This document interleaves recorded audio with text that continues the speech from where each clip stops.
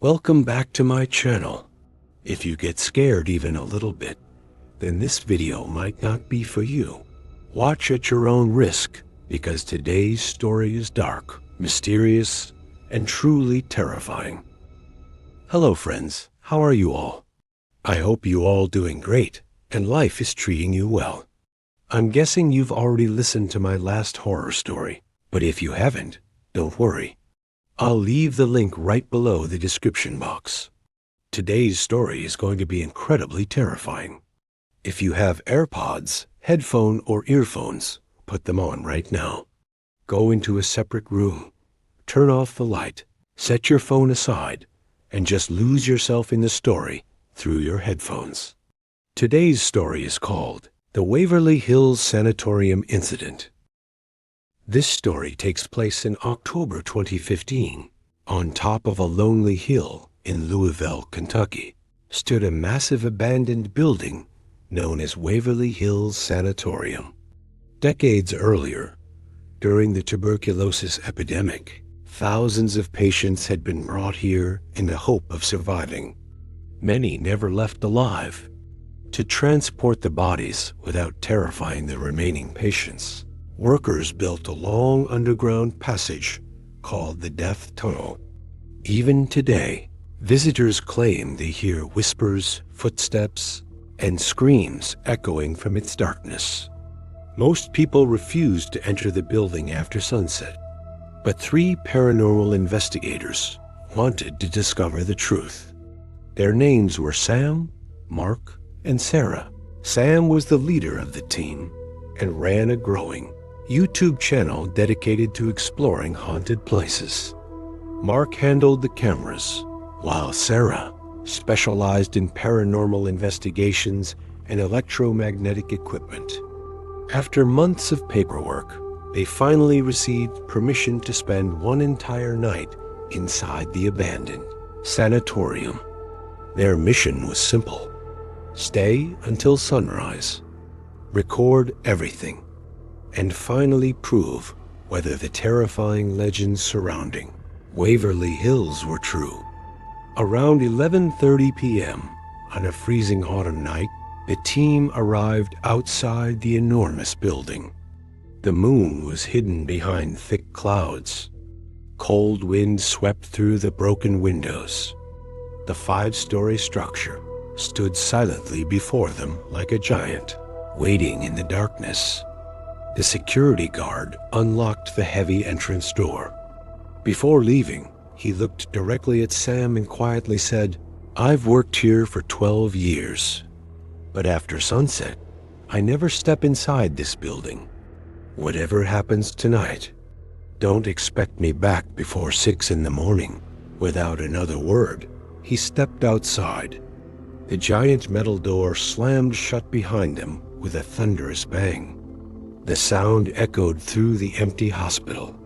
Now, they were completely alone. The investigators switched on their flashlights. The beam revealed endless hallways lined with rusted hospital beds, broken wheelchairs, peeling paint, and dusty medical records scattered across the floor. The smell of damp concrete, rusted metal, and mold filled the air. For nearly an hour, nothing happened. Everything remained silent, almost too silent. Finally, they climbed the cracked staircase toward the infamous 3rd floor. The moment Sarah stepped into the hallway, she suddenly froze. Her eyes widened. She reached behind her head and screamed, "My hair!" She claimed someone had violently pulled it. Mark immediately swung the night vision camera toward the hallway. Nothing. Only empty rooms, broken walls, darkness. Thinking it might simply be fear, they continued walking. Then, a child's cry echoed through the corridor, and unmistakably real. The 3 investigators stopped breathing. According to local legends, the spirit of a little boy named Timmy still wandered these halls, often playing with leather balls left behind by visitors. Sam slowly reached into his backpack. He removed a small leather ball. He gently placed it in the center of the hallway. Stepping backward, he whispered, "Timmy, if you're here, can you roll the ball toward us?" Several long seconds passed. Nothing moved. Then, without anyone touching it, the ball slowly began rolling, straight toward Sam. It continued moving until it gently touched the tip of his boot. Sarah gasped. Mark rushed forward, recording every second. Suddenly, their EMF detector exploded into frantic beeping. The reading shot higher than anything they had ever recorded. At exactly the same moment, the temperature dropped dramatically. Their warm breath instantly became thick white fog. The hallway felt like a giant freezer. Then came another sound. High heels. Someone was slowly walking behind them. Each step echoed across the empty hallway. The investigators turned their flashlights toward the sound. At the far end of the corridor, a figure appeared. It was unnaturally tall, completely black, darker than the darkness around it. It had no face, no visible features. It simply stood there, floating several inches above the floor. Nobody spoke. Nobody moved. Then the figure took one slow step forward. That was enough. The team ran. Mark nearly dropped the camera while sprinting toward the staircase. But when they reached the exit door, it wouldn't open. They pushed.